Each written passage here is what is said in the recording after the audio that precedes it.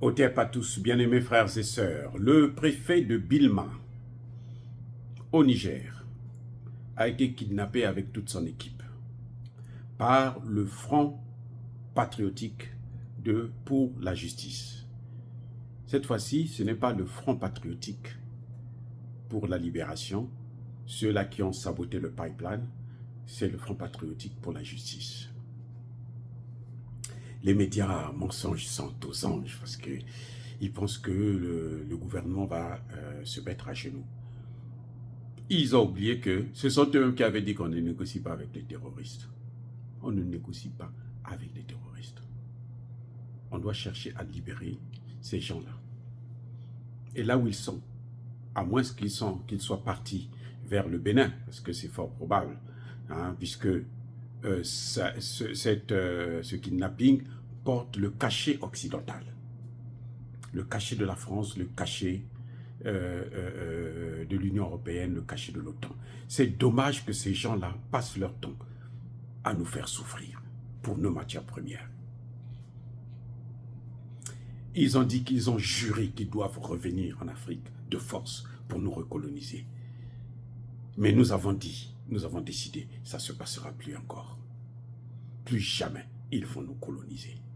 Même s'ils ont encore des parias en Afrique, des gens qui ne jurent que sur eux, comme Alassane Ouattara, comme Patrice Talon, et comme beaucoup de chefs d'État en Afrique centrale. Cette époque est révolue. On a beau nous faire croire qu'il s'agit d'un autre groupe. Nous pensons que c'est le même groupe parce que c'est le même mode opérationnel. C'est ça qu'on appelle le terrorisme. Eux-mêmes, ils s'appellent les rebelles armés. Nous les appelons des terroristes. Et ces gens-là, j'espère que lorsque le gouvernement nigérien va les attraper, qu'ils seront sans pitié. Qu'on n'aura même pas besoin de les mettre en prison. Des gens comme ça, il faut les envoyer au repos éternel. Ils ont trop fait souffrir le Niger. Le Niger a pendant longtemps été le pays le plus pauvre de cette planète à cause de son uranium. Vous voyez, c'est-à-dire que quelqu'un qui a l'uranium, 200, je crois, 50 le kilo, et il produit des tonnes par an, et il n'a pas la possibilité de nourrir ses enfants.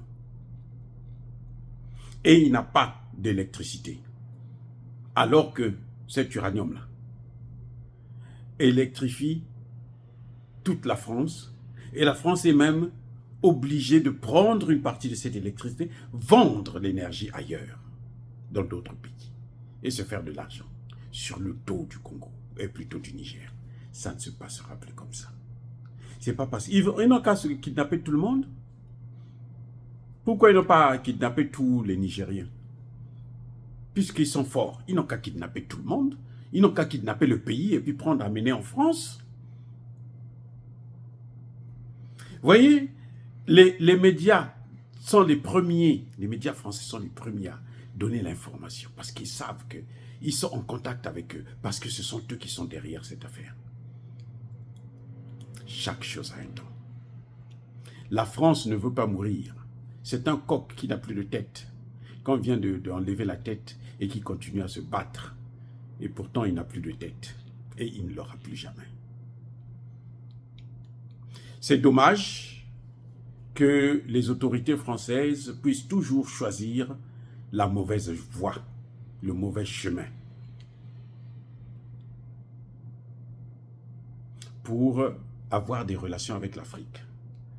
C'est ça qu'on appelle l'arrogance, se dire que non, eux ils sont petits, donc nous on n'a pas le temps pour eux, donc nous on va faire ce qu'on veut.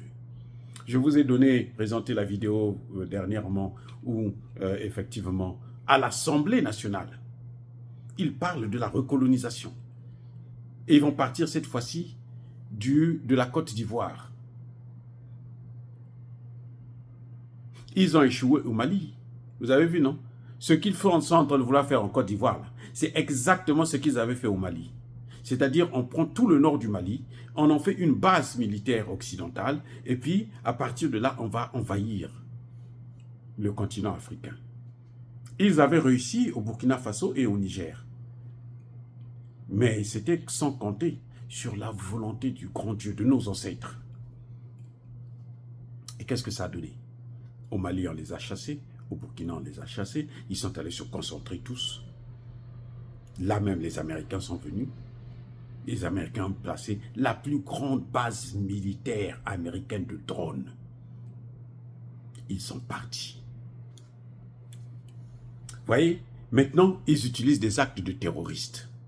Parce qu'ils sont contents, parce que c'est ça qu'il est. Ils pensent que parce qu'ils vont faire ça, on va les faire revenir. Non. Le président Assimi Goïta vient de dire là, c'est une voie de non-retour. C'est ce que le président Assimi Goïta a dit là. Quand il était à Sikasso, là, c'était ça. On ne reviendra plus. Même Bassirou Diomaye Faye, CEDEAO, il peut oublier ça. Il n'a qu'à faire venir l'OTAN aux frontières du Sénégal avec le Mali. On s'en fout. On s'en fout. Ils ne feront plus, il n'y a plus rien. On ne reviendra plus sur ça. C'est dommage pour la famille de ce préfet et de tous ses collaborateurs qui ont été kidnappés. Nous les soutenons, nous sommes avec eux moralement. Et je suis sûr et certain qu'on trouvera un moyen pour dénicher là où ils sont. Et on va les neutraliser tous. Parce que ce qu'ils méritent, c'est ça. Pour que plus jamais ils osent. Ils veulent faire du Niger ce qu'ils ont fait en Haïti. Les gangs, c'est comme ça que ça avait commencé. On arrête ici, on arrête là et tout. Et puis il n'y a que des gangs. Et puis maintenant ils disent, bon, maintenant nous on va commander le pays. C'est ce qu'ils sont en train de vouloir faire en Haïti. Ça ne marchera pas au Niger. Croyez-moi. Ça ne marchera pas. Ça prendra le temps que ça prendra.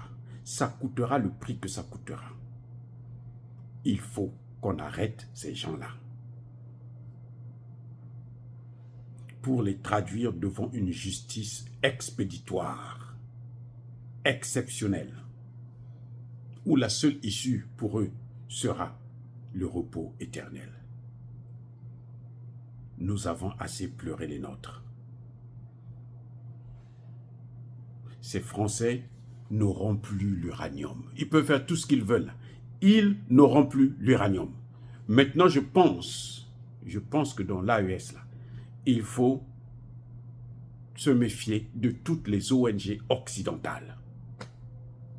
Je répète, toutes les ONG occidentales n'ont rien à faire chez nous.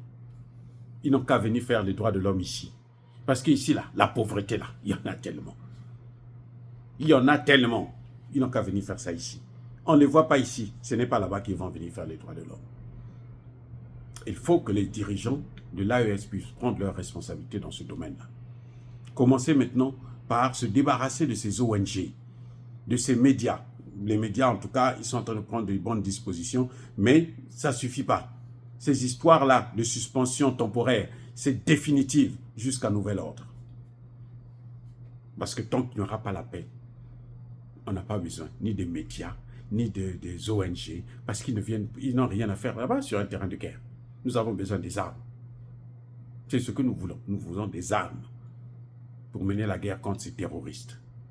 Nous n'avons pas besoin de l'humanitaire, non. Nous sommes capables de nous nourrir maintenant. Voilà le grand problème. Oh, bien-aimés frères et sœurs, beaucoup de courage au président Tiani et à tous les Nigériens. Nous vous aimons, nous sommes avec vous de tout cœur. Dire cela, c'est inciter à la haine ou à la violence. Non, Yabakolervé. Soyez bénis les amis, soyez abondamment bénis par le Dieu des Kémites et par nos ancêtres angélisés.